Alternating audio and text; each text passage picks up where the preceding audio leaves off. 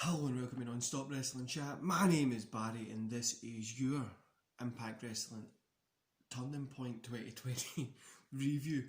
Almost forgot the name there. Guys, don't forget to hit like, subscribe and that notification bell and drop down in the comments below and let me know what you thought about Turning Point. Personally, I actually thought it was actually pretty good, surprisingly. I thought it was going to be another maybe dud pay-per-view. I never thought it was going to be as good as what it actually turned out to be. So let's get into the review. So we started off with Tavari versus Eddie Edwards. Eddie Edwards picked up the win here. I gave this 2.5. It was a pretty standard match, but it had some enjoyable moments. Like I said, it was just a pretty standard kind of match. It had enjoyable moments, nothing mega special. And then we moved on to Jordana, Grayson, Dashwood versus Rosemary and Valkyrie. Rosemary and Valkyrie picked up the win here. 2.5 stars. Some good kind of story work in this match. I don't think we'll be seeing Grace and Dashwood teaming up anymore. But overall I enjoyed this one. This is 2.5, a standard type of match, but it was still really enjoyable. Then we got Brian Mayers versus Swogel. Brian Mayers picked up the win here. So I gave this 1.5. This match was a dud. It really was just...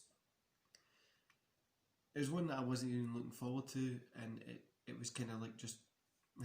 it was just there, to be honest with you. It was nothing special.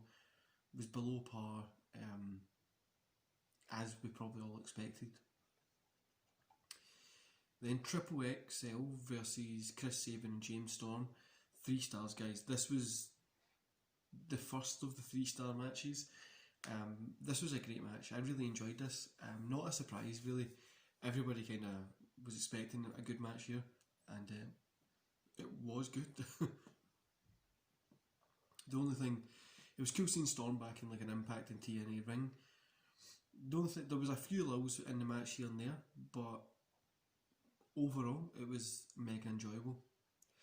Then we had the Impact X Division Championship match. Raju, I can never say that name by the way, so just Raju versus Cousin Jake. Raju picked up the win, 2 stars, nothing special. This was another dud match. I didn't like it at all, and it just felt kind of... Then we get the Moose versus Willie Mack. Willie Mack picked up the win here, 2.5 stars. Good match with some kind of good action.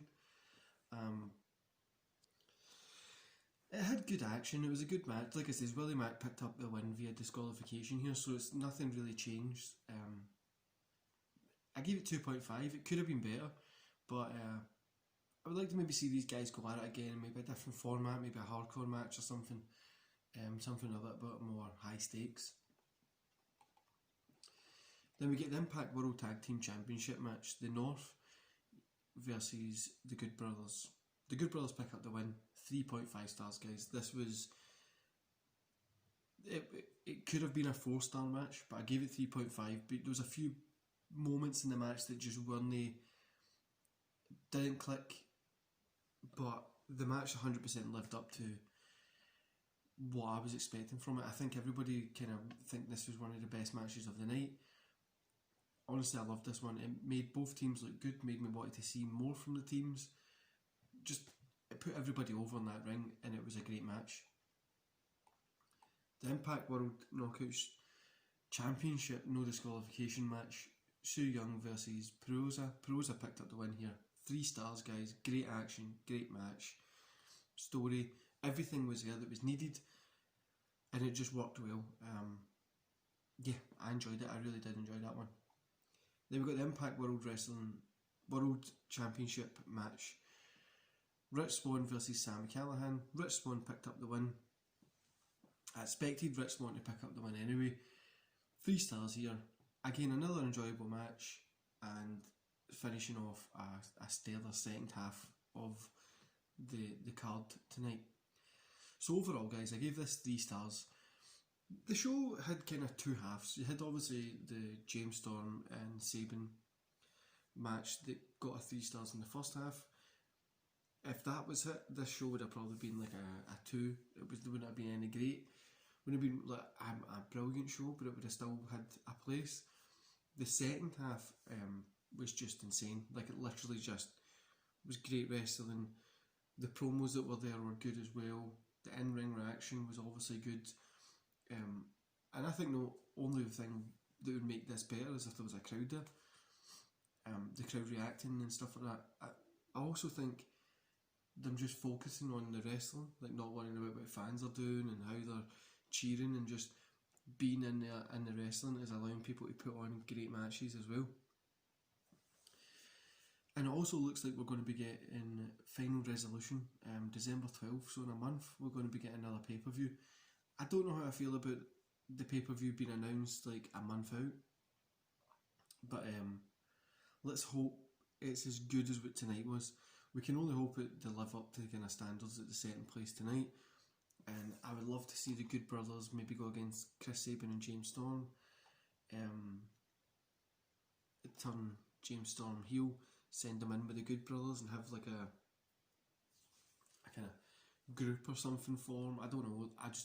I'm excited to watch Impact Wrestling again. It's every week. It's not like the best show, right? But it's fun to watch. The wrestling's always pretty good. Their pay-per-views are being really good, and it's good to kind of see them coming back from obscurity pretty much when nobody watched them. Anyway guys, I'm going to love yous and leave yous here. Don't forget to hit like, subscribe and that notification bell, and I'll see you back here in a few hours for the Raw watch along tomorrow. We've also got the WCW Nitro watch along, and then it's back into the normal schedule of Raw, Impact, so on and so forth. Anyway guys, enjoy the rest of your Sunday, and I'll see you for the Raw watch along. See you later.